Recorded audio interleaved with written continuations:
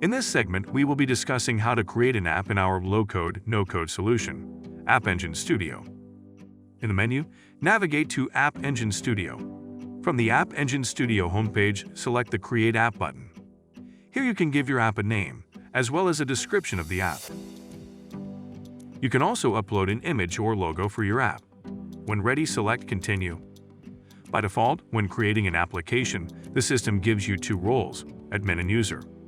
You can add another additional role to these, but for now, we will continue with the admin and user roles.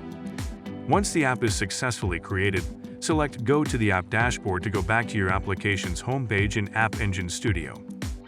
There are 4 important features in this application. The first is data. Identify the kind of data you want to store in the application, and create tables to store your data. The second is experience.